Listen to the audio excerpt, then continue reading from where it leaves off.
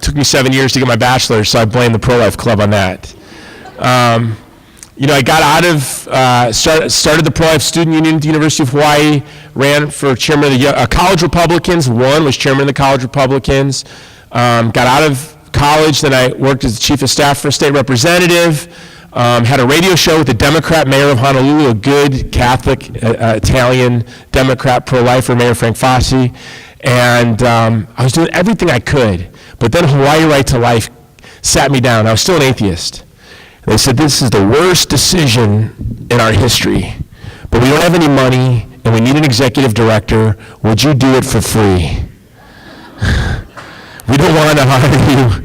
We don't have money to pay you, but you could sleep at the office and shower at the beach. And I said, yes!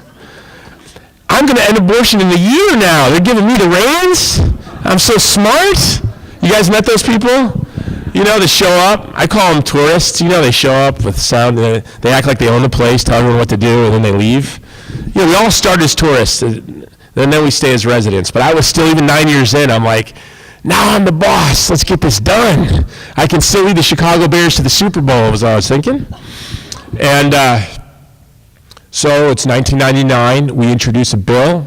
You remember the bill we introduced that year to ban third trimester abortions. It's not even to ban third trimester abortions, to ban one procedure in the third trimester, the partial birth abortion procedure. Thought this was a good place to start. It was a no-brainer. We introduced the bill. It gets stuck in committee. And I go to the committee chair. I say, if you don't hear this bill, I'm going to knock on every door in your district. Have at it. So I have at it. And I get, with all these young college kids, I get her parents to sign my petition. I get her staff to sign my petition, her husband, her children, like 90% of the district. And I walk in there, and I'm like, Rep, you're going to hear my bill now. Oh, Jason, you're so cute. You work so hard. I'm never going to hear that bill, ever. And that was the first major failure. That's when reality smacked me in the face. And that this is a battle for people with fortitude, not sunshine soldiers and summertime patriots. And I called Dr. Alan Keyes because he came to speak for us and made the mistake of giving me his phone number. And I called Dr. Alan Keyes. And I said, Dr. Keyes, I'm wasting my life. I'm chief of staff for a rep. I have a radio show. I'm director of Hawaii Right to Life. And now I'm chairman of the Young Republicans. I'm doing everything in my little state I can do.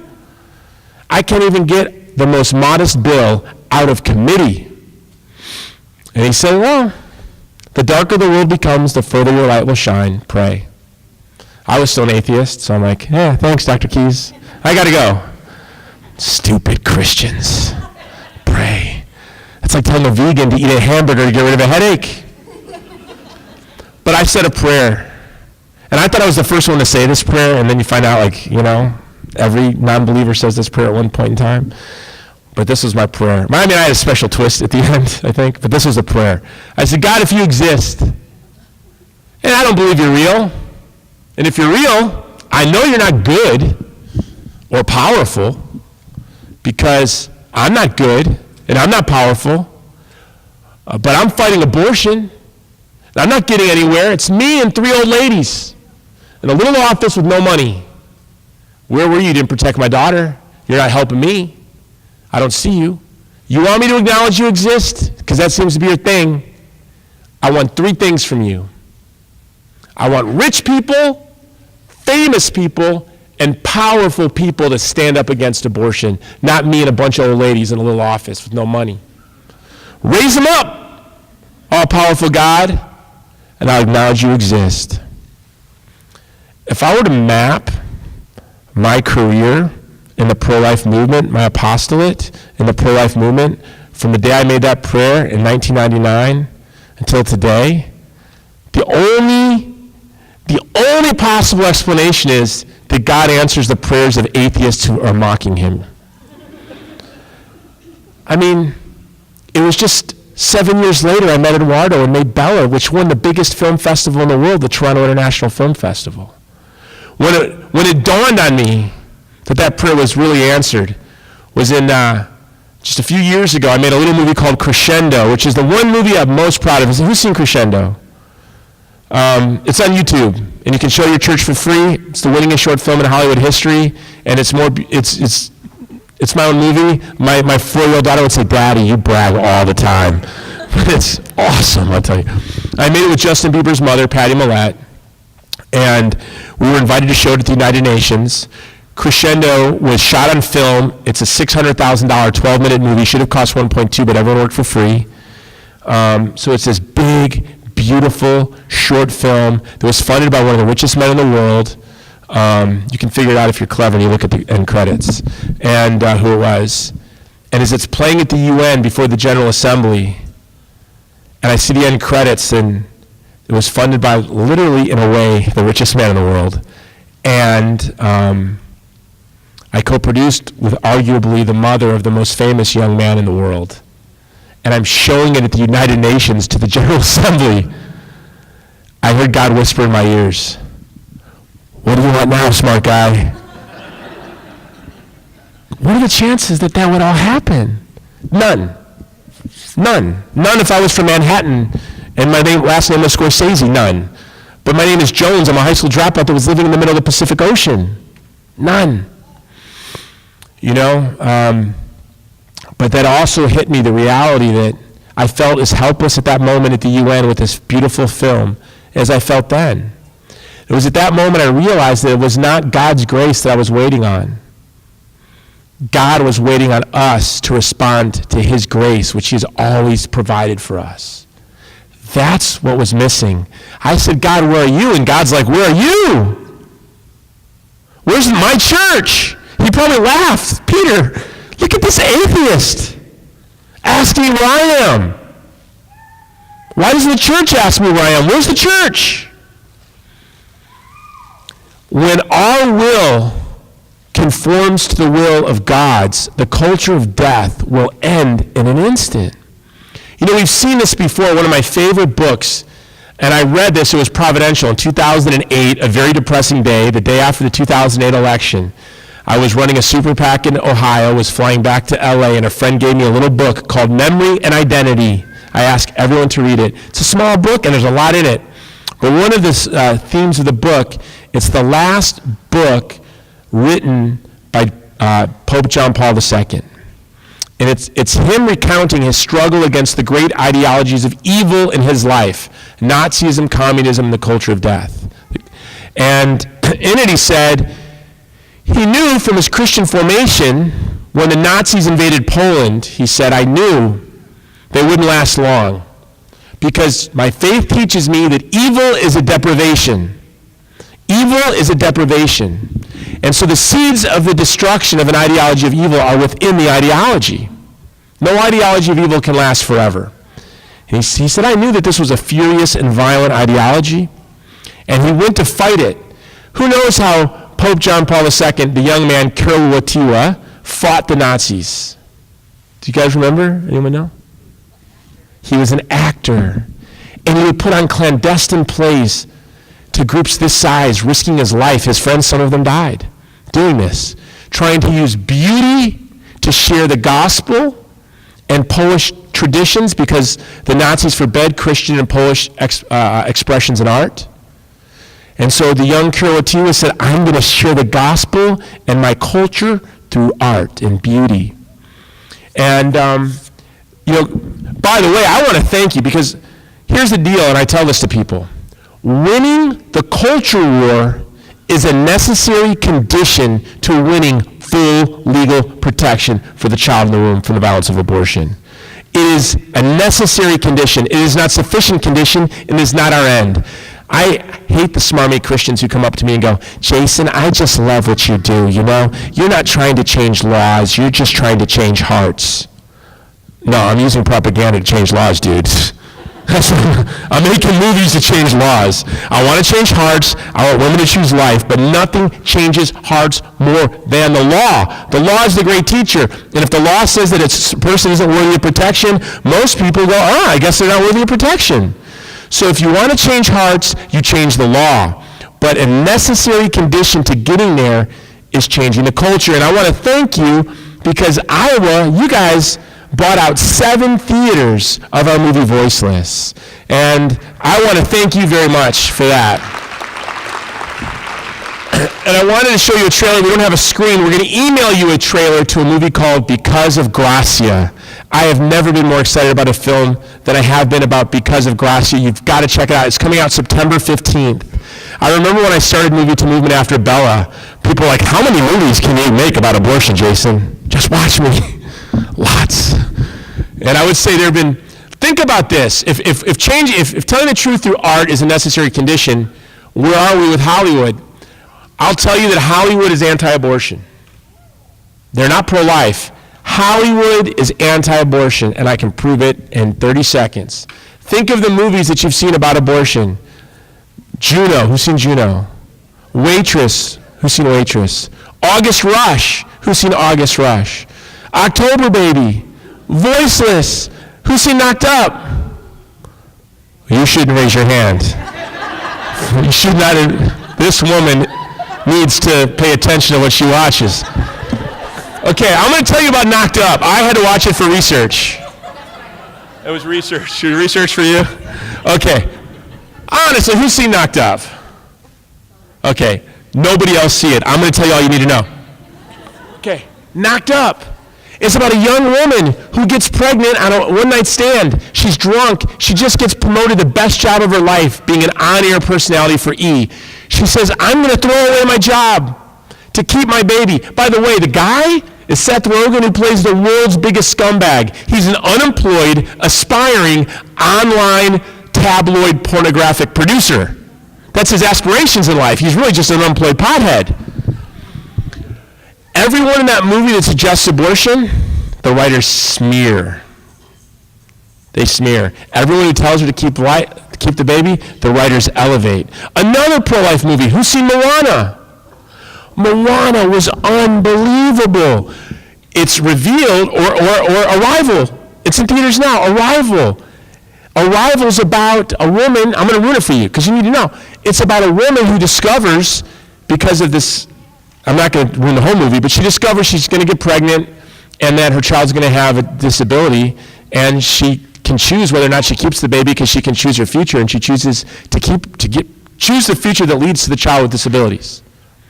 Moana, it's revealed as the film unfolds that Maui, the demigod, Maui was a mortal, not a god. He was just a mortal that his parents, when he was born, threw into the ocean, committed infanticide.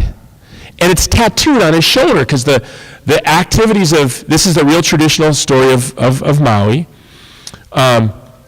that all of his actions of his life were tattooed on his body, and on his back is this very sad story of this child being thrown into the ocean. And so when Moana sees it, she goes, what does this mean? And Maui gets very sad. My parents didn't want me, but the gods knew I was worthy of protection. Disney sending a pro-life message like that. You know, and the state motto of Hawaii is the life of the land is perpetuated in righteousness. And isn't that truth, that there's no life in a land that doesn't revere the incomparable dignity of the human person? And Disney is sharing that message with the world. So we are winning the culture war. The truth about the reality of abortion is popping in art and music. Nicki Minaj has a song called Autobiography that's heartbreaking, and in it she sings about her abortion and how devastating it was. Kid Rock has a song about his abortion, devastating. Kenny Rogers, Annie DeFranco, all these artists, when they sing, they tell the truth. When they write screenplays, they tell the truth. So we're winning the culture war. Pope John Paul II said that, when the Nazis left, the 1,000-year Reich lasted how long? 12 years? Disappeared in an instant? When they left, who rode right in? The Soviet Union. He said, I knew they would be there longer. And the Poland can only survive in the arms of Jesus Christ. So the young actor became the young priest. Yes? I have 5 minutes? Okay, thank you. The young actor became the young priest. And how many times have you heard Christians say we need to separate our faith from a pro-life witness? I hear it all the time. I had a nun tell me that. Let me tell you what, there is no argument that we could make for our vision of the human person other than the truth. And the truth is that the human person is made in the image and likeness of God, and that is the source of our incomparable dignity, beauty, and worth. We cannot separate our pro-life witness from our faith. It's impossible. There's no way to do it.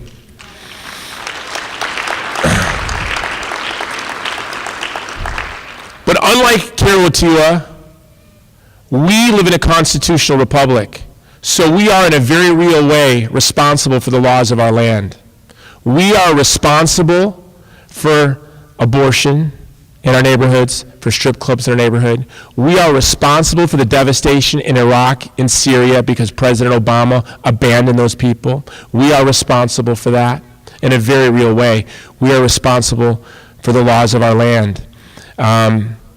The founder of First Things Magazine, Father Richard Newhouse, said that the greatest tragedy in American political history is that the pro-life flag is being planted in the Republican Party. And I disagree with Father Newhouse. I think the greatest tragedy is that the pro-life flag is not firmly planted in both of our political parties. There should be no room in America for people that say one segment of our society should be denied legal protection. And our mission is very simple. Every human being has legal protection from the violence of abortion. And I want to end on this. I've got 3 minutes now, I think. 3 minutes. I was just 3 weeks ago, I was in Iraq. I was in Mosul the day that we bombed it. General Mattis bombed it 32 times and degraded ISIS more in the first 12 hours of the Trump administration than Obama did in his entire administration. And the word on the ground in Iraq is that al-Baghdadi was killed in the first bombings. So listen for that coming out soon. And as I traveled all over Iraq, the one thing I kept hearing was, we love the American people. How could you let this man, Obama, their name for him in Arabic is the one who slit our throat with cotton. How could you let this man use pretty words to abandon us to ISIS, to leave us? You invaded us. You said you were going to give us democracy, and just as democracy and freedom were beginning to flourish, you just picked up and left and watched us die. And it broke my heart. And I reflected to when I was in the difference in policy from one administration that reveres life to one that doesn't. In 2009, I was in Sudan.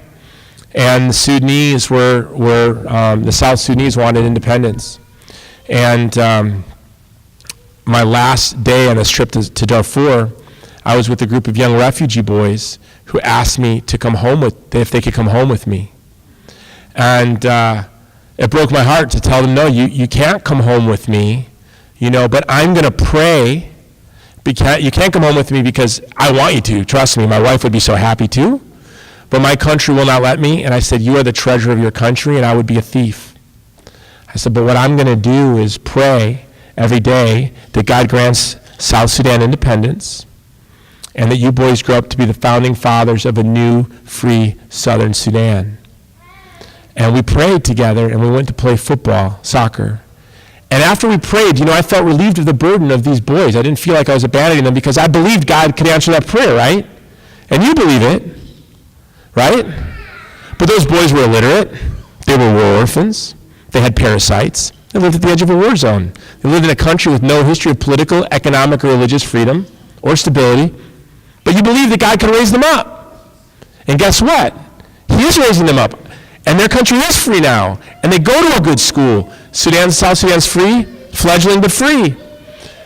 So when I hear Americans say, pro-lifers say, we're not going to win, it can't happen, I want to remind them of that 1,000-year Reich that lasted 13 years, of the Soviet Union that menaced the world, that seemed unstoppable, that those of us my age and older would have to hide under our desks every week when the alarm bell went off, disappeared in an instant. I know that when just those of us in this room truly correspond our life to the grace that God has given us, just those of us in this room, no one else. By the way, you're in Iowa. That is a privilege and an influence. I work in the film industry. That is a privilege with influence. So if just those of us in this room said, God, I want to be as vulnerable as the child in the womb. I want to be in such solidarity that I am as vulnerable as a child in the womb. Use my life, my gifts, my talents, my resources. Here they are to defend the child in the womb from the violence of abortion. When we do that, in an instant, we will see the culture of death transform into a civilization of love. Thank you very much for leading the way. You guys are the leaders. God bless you.